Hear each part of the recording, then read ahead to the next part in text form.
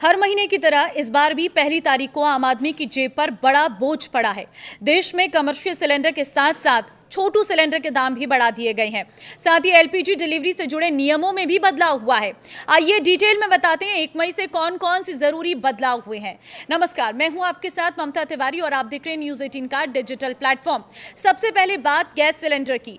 देश में 1 मई से गैस सिलेंडर की नई कीमतें लागू हो गई हैं। मिडिल ईस्ट टेंशन के बीच देश की सरकारी कंपनियों ने सिलेंडर के दाम बढ़ा दिए हैं। 1 मई 2026 से कमर्शियल एलपीजी सिलेंडर की कीमतों में एक मुश्त करीब 993 रुपए की बड़ी बढ़त देखने को मिल रही है। अब दिल्ली, मुंबई सहित देश के तमाम शहरों में कमर्शियल एलपीजी की कीमतें 3000 रुपए के भी पार पहुंच गई है। हालांकि घरेलू गैस सिलेंडरों की कीमतों में कोई बढ़ोतरी नहीं की गई है। आज 1 मई से राजस्थान की राजधानी जयपुर में कमर्शियल सिलेंडर का रेट 2031 रुपये की बजाय 3099 रुपये हो गया है। सरकार ने 1 मई 2026 से कमर्शियल सिलेंडर के दाम में तो बढ़ोतरी की ही थी, साथ ही 5 किलोग्राम वाले फ्री ट्रेड एलपीजी एफटीएल सिलेंडरों की कीमतों को भी बढ़ा दिया है। प्रति छोटू सिलेंडर के दाम में 261 रुपए की बढ़ोतरी की गई है। तो मतलब होटल और रेस्टोरेंट में इस्तेमाल होने वाले कमर्शियल सिलेंडर के दाम में बीते 1 साल में काफी बढ़ोतरी हुई है।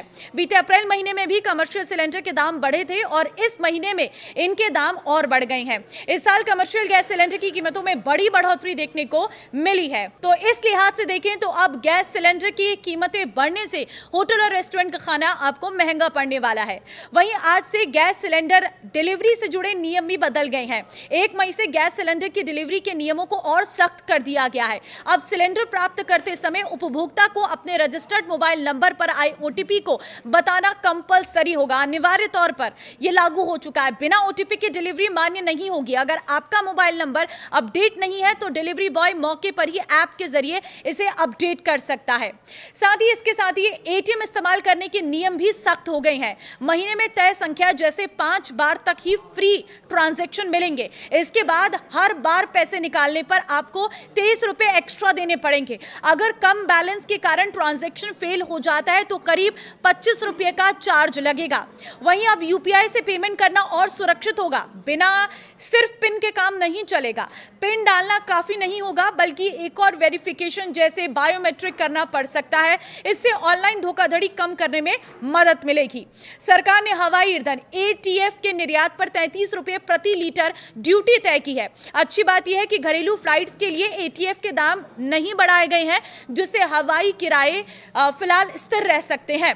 अब ऑनलाइन गेमिंग के लिए सख्त नियम लागू हो गए हैं। गेम्स को 3 हिस्सों में बांटा गया है: मनी गेम्स, सोशल गेम और ई स्पोर्ट्स। जिन गेम्स में पैसे लगते हैं उनके लिए रजिस्ट्रेशन जरूरी होगा और उन पर कड़ी निगरानी रखी जाएगी। आज से कई बैंकों ने क्रेडिट कार्ड के नियम भी बदल दिए हैं। अब बिजली बिल या किराया भरने पर मिलने वाले रिवॉर्ड पॉइंट कम मिलेंगे या कुछ मामलों में अतिरिक्त चार्ज देना पड़ सकता है।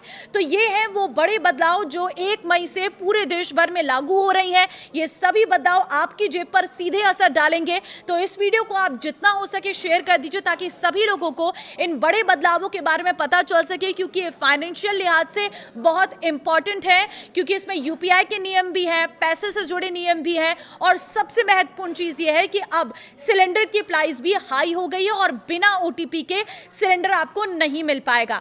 तो इस वीडियो में कमेंट के जरिए आप अपनी राय शेयर कर सकते हैं और वीडियो को शेयर करना मत भूलना। नमस्कार।